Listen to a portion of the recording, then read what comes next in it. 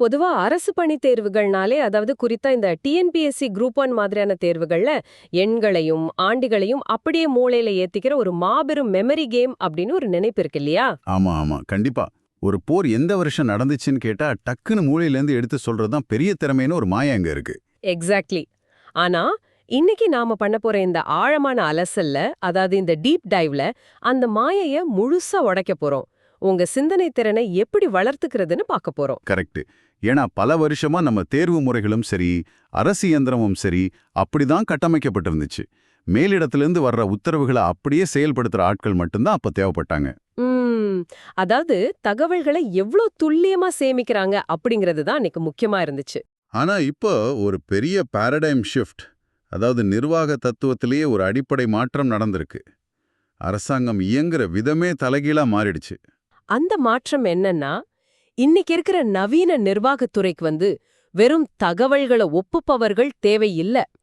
நெருக்கடியான நேரங்கள்ல சிக்கலான சமூக பிரச்சனைகளை எதிர்கொள்ளும்போது தரவுகளோட அடிப்படையில அப்ஜெக்டிவா முடிவெடுக்கும் திறன் கொண்ட அதிகாரிகள் தான் தேவைப்படுறாங்க. ரைட். அதனால தான் டிஎன்பிஎஸ்சி குரூப் 1 பாடத்திட்டத்துல ஜெனரல் சயின்ஸ் பகுதியில வெறும் மனப்பாட பகுதிகளை தாண்டி சிந்தனை திறனுக்கு முக்கியத்துவம் கொடுக்கறாங்க. அதனால நீங்க டிஎன்பிசி தேர்வுக்கு தயாராகுபவரா இருக்கலாம், அல்லது சாதாரணமாகவே உங்க சிந்திக்கும் திறனை வளர்த்துக்க விரும்புபவரா இருக்கலாம். இந்த அலசல் உங்களுக்கு ரொம்பவே பயன்படும். கண்டிப்பா. இன்னைக்கு நாம காரணமறிதலின் சக்தி, அதாவது பவர் ஆஃப் ரீசனிங், அறிவியல் மனப்பான்மை, அப்புறம் மனப்பாட கற்றல் விஎஸ் கருத்து கற்றல், இந்த 3 துண்டுகளை பத்தி தான் ரொம்ப சுவாரஸ்யமா பேச போறோம். சூப்பர். இதுல முதல்ல நாம கவனிக்க வேண்டியது இந்த மனப்பாட கற்றல், அதாவது ரோட் லேர்னிங், மற்றும் கருத்து கற்றல் கான்செப்சுவல் லேர்னிங். இது ரெண்டுக்கும் நடுவுல இருக்கிற வித்தியாசத்தை தான். ரோட் லேர்னிங்னா என்ன? ஒரு விஷயத்தோட பின்னணியோ பொருளையோ புரிஞ்சுக்காம திரும்ப திரும்ப சொல்லி மனப்பாடம் பண்றது. அதாவது சின்ன வயசுல நாம பெருக்கல் வாய்ப்பாடு படிப்போம், இல்ல வரலாற்று தேதிகளை மனப்பாடம் செய்வோம், அது மாதிரி. ஆமா. ஆனா அது ஒரு குறுகிய கால நினைவாற்றல மட்டும்தான் தரும். முக்கியமா அது நம்ம சிந்தனையை ஒரு குறிப்பிட்ட வட்டத்துக்குள்ள சுருக்கிடும். ஆங்கிலத்துல இத ரிஜிட் திங்கிங் அப்படின்னு சொல்லுவாங்க. ஓ, ரிஜிட் திங்கிங். அப்ப அது நிர்வாகத்துல ஒரு பெரிய தடையா மாறுறதுக்கு வாய்ப்பு இருக்கு, சரியா? எக்ஸாக்ட்லி.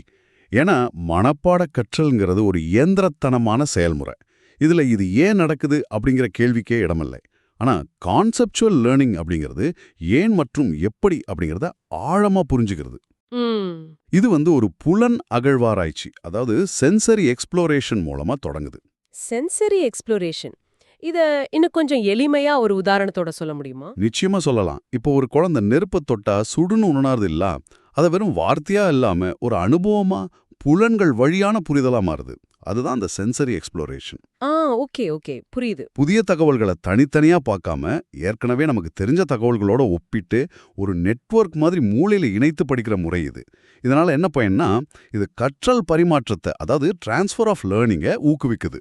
ஓஹோ, டிரான்ஸ்ஃபர் ஆஃப் லேர்னிங்னா ஒரு சூழ்நிலையில நாம கத்துக்கிட்ட விஷயத்த சம்பந்தமே இல்லாத வேறொரு புதிய சிக்கலை தீர்க்க பயன்படுத்துறது, அப்படிதானே? கரெக்ட். மிகச்சரியா சொன்னீங்க. இப்போ நீங்க சொல்றத வச்சு நான் அதை எப்படி புரிஞ்சுக்கிறேன்னா, மனப்பாட கற்றல் அப்படிங்கிறது நாம கூகுள் மேப் சொல்ற வழிய எந்த சிந்தனையும் இல்லாம அப்படியே பின்பற்றுறது போல. ஆமா, அப்படியே பிளைண்டா ஃபாலோ பண்றது. அது வலது புறம் திரும்போன்னு சொன்னா திரும்புவோம். திடீர்னு சிக்னல் போயிடுச்சு, அல்லது வழியில ஒரு மரம் விழுந்து கிடக்கு அப்படின்னா நமக்கு என்ன செய்யறதுனே தெரியாது, குழப்பம் வந்துரும். ஆனா இந்த கருத்து கற்றல் அப்படிங்கிறது அந்த ஊரோட முழு வரைபடத்தையும் எந்த தெரி எங்க போகுதுங்கிற முழு பிம்பத்தையும் உங்க மூளையில ஏத்திக்கிறது போல. சிக்னல் இல்லாவிட்டாலும் நீங்களே ஒரு புது வழியை கண்டுபிடிச்சிடலாம். இது சரியான ஒப்புமை தானே? வாவ், இது மிகச்சரியான ஒரு அனாலஜி. இந்த வரைபடம் மூளையில இருந்தா ஒரு அதிகாரிக்கு அது நிஜ வாழ்க்கையில எப்படி பயன்படும் நீங்க யோசிப்பாருங்க.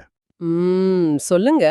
உதாரணத்துக்கு ஒரு கேண்டிடேட் ஆர்சிமிடிஸ் தத்துவத்தை மனப்பாடம் செஞ்சு தேர்வுல அதிக மதிப்பெண் வாங்கிடலாம். ஆனா ஒரு கப்பல் ஏன் மிதக்குது, ஒரு பொருள் எப்படி தண்ணீரை வெளியேத்துது அப்படிங்கிற அடிப்படை கருத்தை ஆழமா புரிஞ்ச ஒரு அதிகாரி மட்டும்தான் ஒரு பெரும் வெள்ளப்பெருக்கு வரும்போது சரியா செயல்படுவார். ஓ, கண்டிப்பா. மீட்பு பணிகளுக்கான படகுகள்ல எவ்வளவு பேரை ஏற்றலாம், அந்த மிதப்பு விசை பாயிண்ட் ஃபோர்ஸ் எப்படி வேலை செய்யும்னா அந்த நெருக்கடியான நேரத்துல அவர் புத்தகம் தேட மாட்டார். எக்ஸாக்ட்லி. தன் கண்முன் நடக்கிற சூழலோட இணைத்து பார்த்து உடனடியா பேரிடர் மேலாண்மை முடிவுகளை ரொம்ப துல்லியமா எடுப்பார். அந்த இடத்துல தான் நீங்க சொன்ன அந்த கற்றல் பரிமாற்றம் நிகழுது. பள்ளி பருவத்துல இயற்பியல்ல கத்துக்கிட்ட ஒரு தத்துவத்தை 30 வருஷம் கழிச்சு ஒரு சமூக பாதுகாப்புக்கு பயன்படுத்துறது. ஆமா. சரி, கான்செப்சுவல் லேர்னிங் மூலமா நம்ம மூளையில ஒரு தெளிவான வரைபடத்தை உருவாக்கிட்டோம். ஆனா நிஜ உலகத்துல எக்கச்சக்கமான தவறான தகவல்களும் வதந்திகளும் பரவும்போது இந்த வரைபடத்தை வச்சுக்கிட்டு சரியான பாதையை எப்படி தேர்ந்தெடுக்கிறது? அதுக்கு தான் ஒரு குறிப்பிட்ட மனநிலை தேவைப்படுது. அதுதான் அறிவியல் மனப்பான்மை, அதாவது சயின்டிஃபிக் டெம்பர். இந்த வார்த்தையை முதல்ல ஜவஹர்லால் நேரு அவர்கள் 1946ல சிறையில இருந்தப்போ எழுதின தி டிஸ்கவரி ஆஃப் இந்தியா புத்தகத்துல பயன்படுத்தினார் இல்லையா? கரெக்ட். அறிவியல் மனப்பான்மை அப்படிங்கிறது ஏதோ ஆய்வகத்துல வெள்ளக்கோட் போட்டுக்கிட்டு செய்யற விஷயம் மட்டும் இல்ல. அது ஒரு வாழ்க்கை முறை. புதிய உண்மைகள் தகுந்த ஆதாரங்களோட கிடைக்கும்போது அது வரைக்கும் நாம கண்மூடித்தனமா நம்பின பழைய நம்பிக்கைகளை மாத்திக்கிற திறந்த மனப்பான்மை தான் அது. இது ஒரு தத்துவார்த்தமான விஷயம் மட்டும் கிடையாது, நம்ம அரசியலமைப்பு சட்டத்தோட ஒரு பகுதியும் கூட. ஆமா. 1976ல கொண்டு வரப்பட்ட 42வது திருத்தத்தின்படி விதி 51A ஹெச்ல அறிவியல் மனப்பான்மை, மனிதநேயம் அப்புறம் சீர்திருத்த உணர்வை வளர்ப்பது ஒவ்வொரு குடிமகனோட அடிப்படை கடமையாவே ஆக்கப்பட்டிருக்கு. தமிழ்நாடு அளவுல பார்த்தோம்னா இந்த அறிவியல் மனப்பான்மைக்கும் சமூக நீதிக்கும் ஒரு நீண்ட வரலாற்று தொடர்பு இருக்குன்னு சொல்லலாம். கண்டிப்பா சொல்லலாம். நீதி கட்சி, சுயமரியாதை இயக்கம், அப்புறம் திராவிட இயக்கங்கள் செஞ்ச பங்களிப்பை நாம இங்க பார்க்கணும். அவங்க பகுத்தறிவையும் சமூக நீதியும் ரொம்பவே முன்னிறுத்தினாங்க. ஆமா. பிறப்பின் அடிப்படையிலான ஏற்றத்தாழ்வுகளை அறிவியல் பூர்வமா பகுத்தாய்ந்து அதுல எந்தவித தர்க்கமும் இல்லைன்னு நிறுவினாங்க. அதோட தொடர்ச்சியாத்தான் அனைவருக்குமான கல்வி, இடஒதுக்கீடு மாதிரியான திட்டங்கள் வந்துச்சு. இங்க எனக்கு ஒரு கேள்வி வருது. இப்போ அறிவியல் மனப்பான்மை அப்படிங்கிறது விஞ்ஞானிகளுக்கு தேவையானதுன்னு புரியுது. ஆனா ஒரு சாமானிய குடிமகனுக்கோ அல்லது ஒரு சிவில் சர்வெண்ட்டுக்கோ இது தினசரி வாழ்க்கையில எப்படி உதவும்? இது தினசரி வாழ்க்கையில எவ்வளவு முக்கியம்னு அண்மைகால வரலாற்றுல இருந்தே பார்க்கலாம். அந்த கோவிட்-19 பெருந்தொற்று காலத்தை கொஞ்சம் நினைச்சு பாருங்க. ஓ, அந்த டைம்ல ஏகப்பட்ட வதந்திகள் வந்துச்சே. ஆமா. மிளகு ரசம் குடிச்சா கொரோனா வராது, ஈக்கள் மூலியமா கொரோனா பரவும், 5G அலைக்கற்றைகளால கொரோனா வருது, வெயில்ல நின்னா வைரஸ் அழிஞ்சுடுன்னு எத்தனையோ போலி தர்க்கங்கள், அதாவது ஃபேக் லாஜிக் வாட்ஸ்அப்ல பரவுச்சு. ஆமா. இந்த இடத்துல அறிவியல் மனப்பான்மை அப்படிங்கிறது ஒரு வடிகட்டி, ஒரு ஃபில்டர் மாதிரி செயல்படுது. வடிகட்டினா அதாவது தேவையற்ற செய்திகளை ஒதுக்கிட்டு உண்மையை மட்டும் எடுத்துக்கிறதா? அதையும் தாண்டி வளங்களை சரியா பயன்படுத்துறது. ஒரு அரசு அதிகாரி அறிவியல் மனப்பான்மையோட இல்லாவிட்டா அவர் மிளகு ரசத்தை நம்பி மருத்துவமனைகள்ல படுக்கை வசதிகளை பெருக்காம விட்டுடலாம். ஓ மை காட், அது எவ்வளவு பெரிய ஆபத்து! ஆனா வைரஸ் அப்படிங்கிறது கதிர்வீச்சுல பயணிக்காதுங்கிற அறிவியல் பூர்வமான தரவு, எம்பிரிக்கல் ஃபேக்ட் தெரிஞ்ச அதிகாரி மட்டும்தான் நாங்க 5G டவர்களை இடிக்க போறோம்னு கிளம்புற வதந்திகளை தடுத்து சைபர் செக்யூரிட்டி அமைப்புகளை முடுக்கி விடுவார். அப்சல்யூட்லி. மருத்துவ ரீதியான தடுப்பு நடவடிக்கைகள்ல மட்டும்தான் அரசோட நிதியையும் மனித வளத்தையும் முதலீடு செய்வார். ஆக அறிவியல் மனப்பான்மை அப்படிங்கிறது ஒரு அதிகாரியோட அன்றாட நிர்வாக ஆயுதம். ரொம்ப தெளிவான உதாரணம். தேவையற்ற இரைச்சல்களை வடிகட்டுறது அறிவியல் மனப்பான்மைனா, அந்த வடிகட்டின செய்திகளை வச்சு எப்படி சரியான முடிவுகளை எடுக்கிறது? அதுக்கு ஒரு என்ஜின் மாதிரி செயல்படுறது தான் இந்த காரணம் அறிதலின் சக்தி, பவர் ஆஃப் ரீசனிங். இதுதான் நிர்வாகத்தோட அறிவுசார் இயந்திரம். ஓகே, இத நாம முக்கியமா 3 வகையா பிரிக்கலாம்னு நினைக்கிறேன். பகுத்தறி, அதாவது டிடக்டிவ்; தொகுத்தறி, அதாவது இண்டக்டிவ்; அப்புறம் அப்டக்டிவ், காரணப்படுத்துதல். கரெக்ட். இதுல முதலாவது டிடக்டிவ் ரீசனிங். இது அரிஸ்டாட்டில் முன்மொழிந்தார். இது ஒரு மேலிருந்து கீழாக செயல்படும் முறை, டாப் டவுன் அப்ரோச். அதாவது உலகளாவிய ஒரு பொது விதியிலிருந்து ஒரு குறிப்பிட்ட நிகழ்வுக்கான முடிவுக்கு வர்றதா? எக்ஸாக்ட்லி. இது 100% உறுதியான முடிவை தரும் ஒரு தர்க்க முறை. ஒரு எளிய எடுத்துக்காட்ட பார்க்கலாம். சூரிய கிரகணம் ஏற்பட்டால் தெரு இருட்டாக இருக்கும் அப்படிங்கிறது ஒரு பொதுவான பெருவிதி, பிரமிஸ் 1. சரி. இன்று சூரிய கிரகணம் ஏற்பட்டுள்ளது அப்படிங்கிறது 2வது கூற்று, பிரமிஸ் 2. இதிலிருந்து எனவே இன்று தெரு இருட்டாக உள்ளது அப்படிங்கிற முடிவுக்கு, கன்க்ளூஷனுக்கு நாம உறுதியா வர முடியும். ஓ, இங்க கூற்றுகள் உண்மையாயிருந்தா முடிவும் எந்த சந்தேகமும் இல்லாம உண்மையாவே இருக்கும். ஆமா, இதுல எந்த ஆச்சரியமும் இல்ல. தர்க்கம் நேர்கோட்ல பயணிக்குது. ஆனா அடுத்து வர இண்டக்டிவ் ரீசனிங், தொகுத்தறி காரணப்படுத்துதல் கொஞ்சம் வித்தியாசமானது. இது ரே சாலமோனாஃப் முன்மொழிந்தார், சரியா? கரெக்ட். இது கீழிருந்து மேலாக செல்லும் முறை, பாட்டம் அப் அப்ரோச். அதாவது ஆங்காங்கே நடக்கிற சில குறிப்பிட்ட நிகழ்வுகளை வச்சுக்கிட்டு ஒரு பொதுவான விதியை உருவாக்குறது. ஒரு உதாரணத்தை பார்ப்போம். பெண்கள் அறையை சுத்தப்படுத்துவதில் சிறந்தவர்கள். வைஷு ஒரு பெண், எனவே வைஷு அறையை சுத்தப்படுத்த வேண்டும். அட, சற்று பொறுங்க. இந்த வைஷு உதாரணத்தை பார்க்கும்போது இதுல ஒரு பெரிய பிழை இருக்கிற மாதிரி தெரியுதே. என்ன பிழன்னு தோணுது? சில பெண்களை பார்த்துட்டு ஒட்டுமொத்த பெண்களும் அப்படிதான முன்கூட்டியே முடிவு கட்ட வைக்கும், அதாவது ஒரு சமூகத்தின் மீது பிம்பத்தை கட்டமைக்கும் ஸ்டீரியோ டைப்பிங் ஆபத்து இதுல இருக்கா? சரியா பிடிச்சுங்க. இதுதான் இண்டக்டிவ் ரீசனிங்ல உள்ள மிகப்பெரிய ஆபத்து. தொகுத்தறி முறை அப்படிங்கிறது எப்போதுமே 100க்கு 100 உறுதியானது அல்ல. இது சாத்தியக்கூறுகளை, ப்ராபபிலிட்டியை மட்டுமே கொண்டது. ஓஹோ. நம்ம பார்க்குற சில குறிப்பிட்ட நிகழ்வுகளை வச்சு ஒட்டுமொத்தமா ஒரு பொது விதியை உருவாக்க முயலும்போது அங்கே தர்க்கப்பிழைகள், லாஜிக்கல் ஃபாலசிஸ் ஏற்படுது. இந்த வைஷு உதாரணத்துல பெண்கள் சுத்தப்படுத்துவதில் சிறந்தவர்கள் அப்படிங்கிற முதல் கூற்றே ஒரு சமூக பழக்க வழக்கத்தால் உருவாக்கப்பட்ட தப்பெண்ணம், பயாஸ். அப்படியானால் ஒரு அரசு அதிகாரி இந்த முறையை பயன்படுத்தும் போது ரொம்ப கவனமா இருக்கணும் இல்லையா? கட்டாயமா. இப்போ ஒரு குறிப்பிட்ட பகுதியில 2 குற்ற சம்பவங்கள் நடந்துடுச்சு அப்படிங்கிறதுக்காக அந்த பகுதி மக்கள் அனைவருமே குற்றவாளிகள்னு ஒரு காவல்துறை அதிகாரி முடிவுக்கு வந்தா அது எவ்வளவு பெரிய ஆபத்து. ரொம்ப பெரிய ஆபத்து தான். தரவுகளை தொகுக்கும்போது தப்பெண்ணங்கள் கலக்காம பாத்துக்க வேண்டியது நிர்வாகத்துல உள்ளவங்களோட மிக முக்கிய கடமை. இந்த தர்க்கப்பிழைகளை தவிர்க்க தெரிஞ்சிருக்கணும் அப்படிங்கிறதுக்காக தான் இந்த தலைப்பே பாடத்திட்டத்துல இருக்கு. அருமை. இப்போ 3வது முறை அப்டக்டிவ் ரீசனிங். இது சார்ல்ஸ் சாண்டர்ஸ் பியர்ஸ் முன்மொழிந்தார். ஆமா, இது ஒரு பிதுருக்கிய சிந்தனை, பேக்வர்ட் திங்கிங். நம்ம கையில இருக்கிற அரைக்குறையான தகவல்கள் அல்லது அறிகுறிகளை கொண்டு அந்த நிலைமைக்கு மிகவும் சாத்தியமான விளக்கம் என்னவா இருக்கும்னு கண்டுபிடிக்கிறது. ஓ, இது மருத்துவர்கள் நோயை கணிக்க பயன்படுத்துற முறை மாதிரி இருக்கே. எக்ஸாக்ட்லி. ஒரு டாக்டர் நோயாளியோட இருமல், காய்ச்சல் மாதிரியான சில அறிகுறிகளை மட்டும் வச்சு அது என்ன நோயா இருக்கும்னு பின்னோக்கி சிந்திச்சு கணிப்பது போலதான். இதுதான் தினசரி நிர்வாகத்துல அதிகம் பயன்படும் முறை. ஓ, நிர்வாகத்திலையுமா? எப்படி? இப்போ ஒரு மாவட்டத்துல உள்ள ரேஷன் கடைகள்ல திடீர்னு அரிசி இருப்பு குறையுதுன்னு வச்சுப்போம். முழுமையான ரிப்போர்ட் வர இன்னும் பல வாரங்கள் ஆகலாம். ஆனா அதிகாரி அது வரைக்கும் காத்திருக்க முடியாது. ஆமா, உடனே ஆக்ஷன் எடுக்கணும். அதான் இருக்கிற சில தரவுகளை வச்சு இது கடத்தலா, முறைகேடா அல்லது போக்குவரத்து பிரச்சனையா அப்படின்னு மிகவும் சாத்தியமான காரணத்தை ஊகித்து உடனடியா ஒரு தற்காலிக தீர்வை கண்டுபிடிக்கணும்.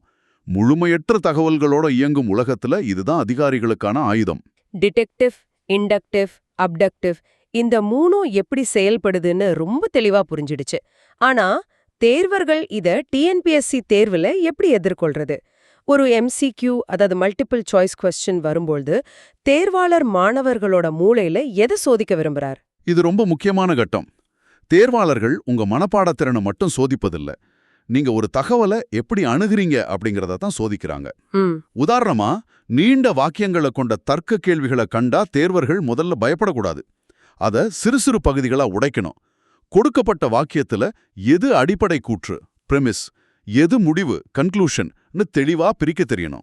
இத ஒரு மாடல் MCQ மூலமா விளக்கலாம்னு நினைக்கிறேன். ஒரு கேள்வி இப்படி வருது: என் அம்மா ஒரு ஐரிஷ் பெண்மணி.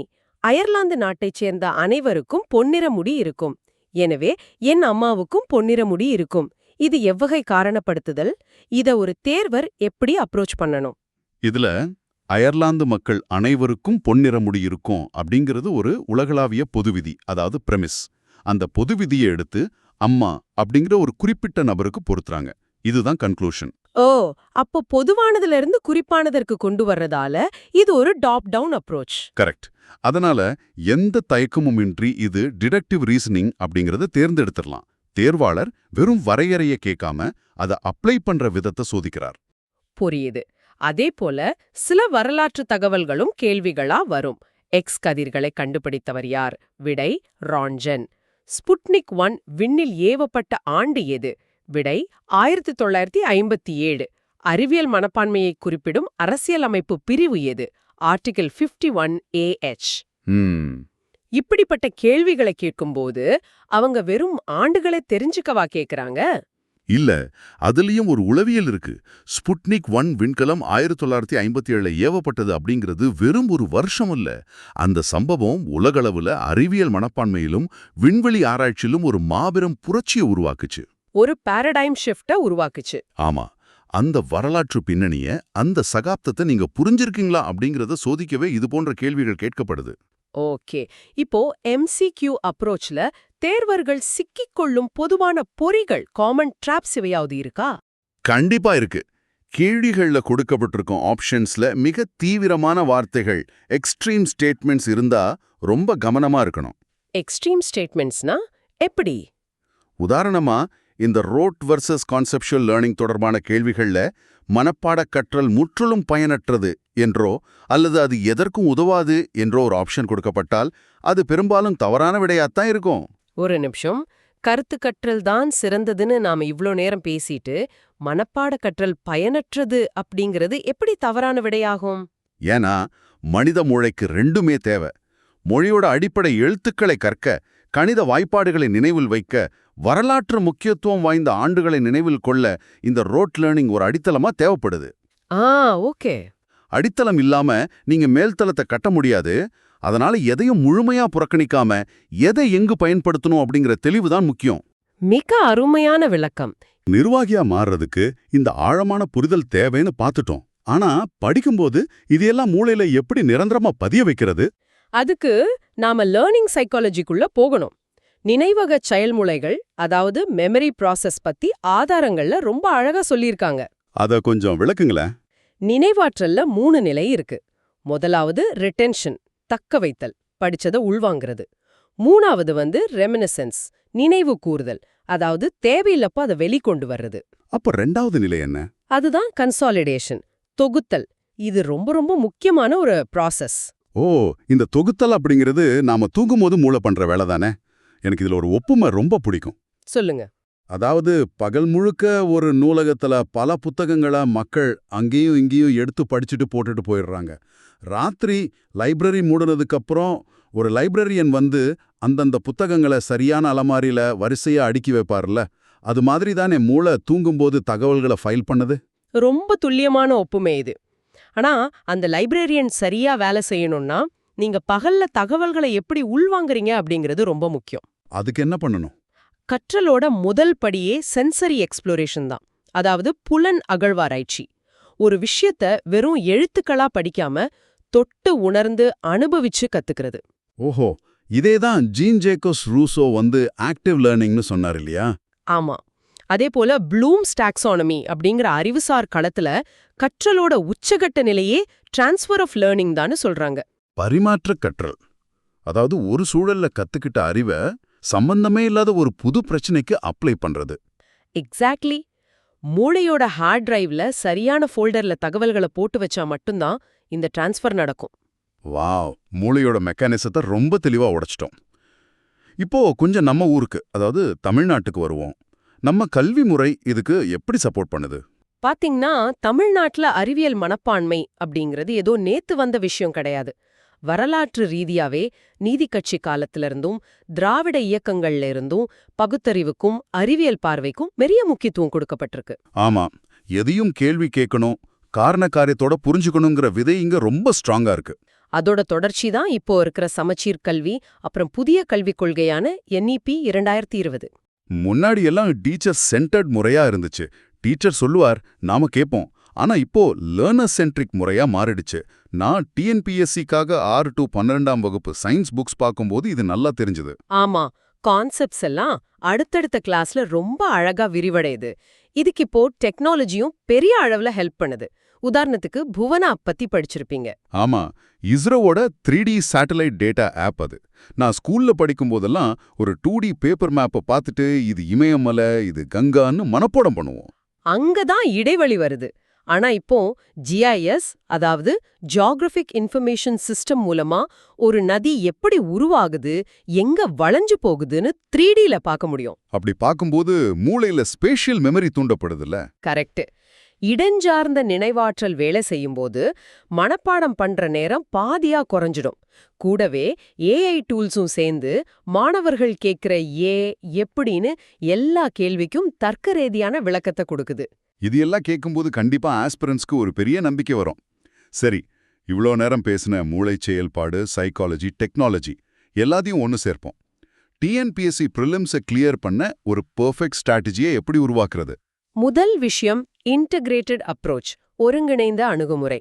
அடிப்படை உண்மைகளை மனப்பாடம் பண்ணுங்க, ஆனா அப்ளிகேஷனை கான்செப்ட் மூலமா உள்வாங்குங்க.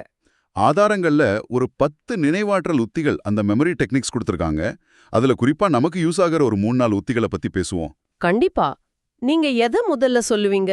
எனக்கு என்னவோ இந்த ஸ்பேஸ்டு ரெப்பிட்டிஷன், அதாவது சுழற்சி முறை திருப்புதல் தான் பெரிய கேம் சேஞ்சர்னு தோணுது. நிறைய பேர் எக்ஸாமுக்கு முந்தின வாரம் 10 மணி நேரம் உட்காந்து படிப்பாங்க. அது ரொம்ப தப்பு. மூளைக்கு forgetting curve, அதாவது மறதி வளைவுன்னு ஒன்னு இருக்கு. படிச்ச அடுத்த நாளே பாதி மறந்துடும். அப்போ அதை எப்படி தடுக்கிறது?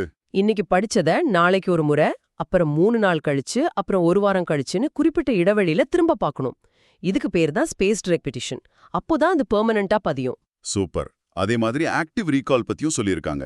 அதாவது புக்ஸை திறந்து வச்சுக்கிட்டே படிக்காம மூடி வச்சுட்டு நாம என்ன படிச்சோன்னு மூளையை கசக்கி யோசிக்கிறது. ஆப்சல்யூட்லி. உங்களுக்கு நீங்களே கேள்வி கேட்டு பழகணும். அப்புறம் நிமானிக்ஸ்னு ஒரு அருமையான உத்தி இருக்கு. ஓ, முதல் எழுத்துக்களை வச்சு ஒரு சுருக்கத்தை உருவாக்குறதா? அந்த விப்ஜிஆர் மாதிரி. அதேதான். வானவில் நிறங்களை பாடம் பண்றதை விட விப்ஜிஆர்னு வச்சா மறக்காது. அதே போல பெரிய கான்செப்டுகளை சின்ன சின்னதா உடைக்கிறது, ஒப்பிட்டு பார்த்து காரணங்களை கண்டுபிடிக்கிறது, இதெல்லாம் ரொம்ப முக்கியம். இதையெல்லாம் ஃபாலோ பண்ணா நாம வெறும் மிஷினா இல்லாம ஒரு ஸ்ட்ராட்டஜிக் பிளேயரா மாறிடுவோம். நீங்க சொல்றத பார்த்தா இது வெறும் எக்ஸாம்க்கான தயாரிப்பு மட்டும் இல்லைன்னு தோணுது. உண்மையும் அதுதான். நான் பிரிலிம்ஸ் கிளியர் பண்ணினா போதும்னு நிறைய பேர் நினைக்கிறாங்க. ஆனா நீங்க படிக்கும் போதே உங்க மூளைய ஒரு அதிகாரியோட மூளையா டியூன் பண்ணணும். எக்ஸாக்ட்லி. இப்போ நேயர்களுக்கு ஒரு சின்ன செல்ஃப் டெஸ்ட் வைப்போம். நாம பேசுனதை எந்த அளவுக்கு உள்வாங்கியிருக்கீங்கன்னு நீங்களே செக் பண்ணிக்கோங்க. ஒரு 5 கேள்வி கேட்கலாம். சரி, முதல் கேள்வி. ஒட்டுமொத்த தகவல்களும் இல்லாம கிடைக்கிற கொஞ்ச நெஞ்ச தரவுகளை வச்சுக்கிட்டு மிகச்சிறந்த விளக்கத்தை கண்டுபிடிச்சு முடிவெடுக்கிறதுக்கு பேர் என்ன? உங்க மூளை உடனே அப்டக்டிவ் ரீசனிங்னு சொல்லிருக்கணும். ரெண்டாவது கேள்வி. பல குறிப்பிட்ட உதாரணங்களை வச்சு ஒரு பொதுவான விதியை உருவாக்குறது எது? இது இண்டக்டிவ் ரீசனிங். மூணாவது. ஒரு கருத்தை எந்த புரிதலும் இல்லாம மாற்றமும் இல்லாம அப்படியே திருப்பி சொல்றது என்ன? இதுக்கு விட ரோட் மெமரி. நாலாவது கேள்வி. ஒரு கான்செப்டை வளர்த்துக்கிறதோட முதல் படி எது? ரொம்ப முக்கியமானது சென்சரி எக்ஸ்ப்ளோரேஷன், புலன் அகழ்வாராய்ச்சி. அஞ்சாவது கேள்வி. மனப்பாட கற்றல் என்பது என்னென்ன அம்சங்களை கொண்டது? சூத்திரங்களை மனப்பாடம் செய்ய பயன்படும், திரும்ப திரும்ப சொல்றது அடிப்படையாக கொண்டது, அப்புறம் தகவல்களை பற்றிய புரிதல் இதுக்கு தேவையில்லை. இது மூணுமே சரி. இந்த அளவுக்கு நீங்க கான்செப்டோட வேற புடிச்சிட்டீங்கன்னா டிஎன்பிஎஸ்சில எந்த எம்சிடி டிராப்பா இருந்தாலும் அசால்ட்டா உடைச்சிடலாம். கண்டிப்பா. இந்த விரிவான அலசலோட மைய கருத்து இதுதான். நீங்க எக்ஸாம் எழுதுறதுக்காக படிக்கல. நாளைக்கு ஒரு பதவியில உட்கார்ந்து ஒரு சிக்கலான சமூக பிரச்சனைக்கு எப்படி தீர்வு காண போறீங்க அப்படிங்கிறதுக்கான பயிற்சி தான் இது. ரொம்ப அழகா சொன்னீங்க. மனப்பாடம் பண்றது வெறும் செங்கற்களை கொண்டு கொட்டுற மாதிரி. ஆனா அதை எப்படி அடுக்கணும்னு ஒரு ப்ளூ பிரிண்ட் வேணும்ல, அதுதான் கருத்து கற்றல். சூப்பர். அந்த ப்ளூ பிரிண்ட்டை உங்க சிந்தனையில பதிய வச்சுக்கோங்க. அஸ்திவாரம் ஸ்ட்ராங்கா இருந்தா நீங்க கட்டப்போற வெற்றி மாளிகையே எந்த சுனாமியாலையும் அசைக்க முடியாது. நாம பேசின இந்த உத்திகள்ல எதை நீங்க உடனே அப்ளை பண்ண போறீங்கன்னு யோசிங்க. உங்களை அடுத்த ஆழமான அலசல்ல சந்திக்கிறோம்.